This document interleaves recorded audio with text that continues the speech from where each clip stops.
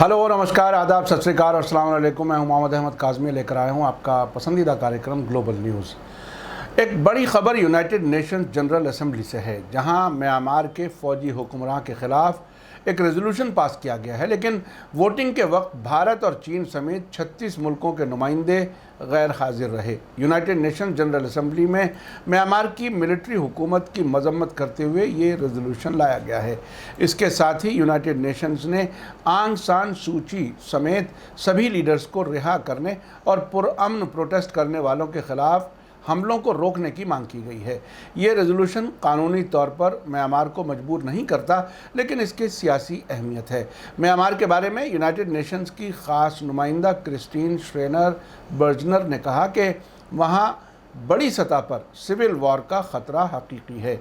193 members वाली United Nations general assembly में जब इस रेजोल्यूशन को पेश किया गया तो उसके सपोर्ट में 119 मुल्कों ने वोट किया, जबकि सिर्फ बेलारूस ने इसके ख़िलाफ़ वोट किया और 36 मुल्क इस दौरान गैर हाजिर रहे। इनमें रूस और चीन भी शामिल हैं। आपको बता दूं कि रूस और चीन म्यांमार के सबसे बड़े हथियार मुहैया करने वाले मुल्क हैं। यूनाइटेड नेशंस में भारत के नुमाइंदे टी.एस. त्रिमूर्ति ने इस मौके पर कहा है कि इस रेजोल्यूशन को पेश करके ये नहीं मान लेना चाहिए कि म्यांमार में डेमोक्रेटिक प्रोसेस को मजबूत करने की सिमत में हमारी जॉइंट कोशिशें मुनासिब नहीं हैं। साथ ही त्रिमूर्ति ने कहा कि म्यांमार के हालात के बारे में भारत का रुख साफ और एक है। म्यांमार में बदलते हालात के बारे में हम अपनी गहरी चिंता जता चुके हैं। हम वायलेंस के इस्तेमाल की मजम्मत करते हैं और ज़्यादा सब्र की अपील करते हैं।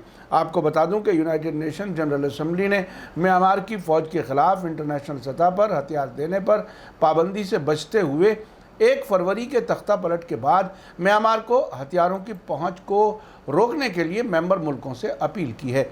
इस मौके पर 75वीं यूनाइटेड नेशन जनरल असेंबली के प्रेसिडेंट तुर्की के वोल्कान बोजकिर ने कहा कि हमें इजहार राय की आज़ादी, ख़बरों की पहुँच और पुरअमन मीटिंग समेत सभी बुनियादी हुकूक़ की हिफाजत की वकालत करनी चाहिए, जिसकी म्यांमार में फ़ौज के ज़रिए बार बार खिलाफ वर्जी की गई है।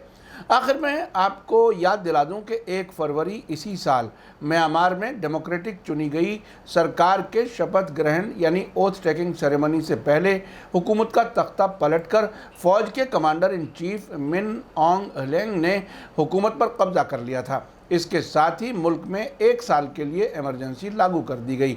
साथ ही म्यांमार की नेशनल डेमोक्रेटिक यूनियन पार्टी के स्पोक्सपर्सन ने बताया था कि फ़ौज ने मुल्क की लीडर आंग सान सूची समेत रूलिंग पार्टी के कई दूसरे सीनियर लीडर्स को सुबह सवेरे गिरफ्तार कर लिया। उसके बाद मुल्क भर में लगातार प्रोटेस्ट हो रहे हैं और फौजी कमांडर से इस्तीफे की मांग कर रहे हैं। फ़ौज प्रोटेस्ट करने वालों पर हमले करके अपने मुखालिफिन को कुचलने की कोशिश कर रही है।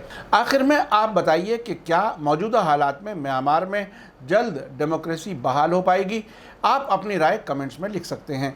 आखिर में आपको याद दिला दूं कि अगर आपने अभी तक media star world YouTube channel subscribe नहीं किया है तो सब्सक्राइब कर लें और घंटी दबाना ना भूलें। और अगर आप हमें फेसबुक पर देख रहे हैं तो हमारे पेज को लाइक करें ताकि आपको हमारी हर नई वीडियो की खबर सही वक्त पर मिल सके।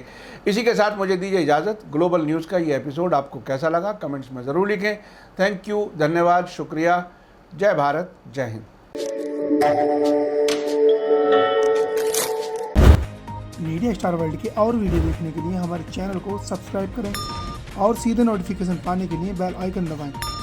और अगर हमारी खबर सच्ची और अच्छी लगे तो अपने व्हाट्सएप, इंस्टाग्राम, फेसबुक और ट्विटर अकाउंट पर ज़रूर शेयर करें।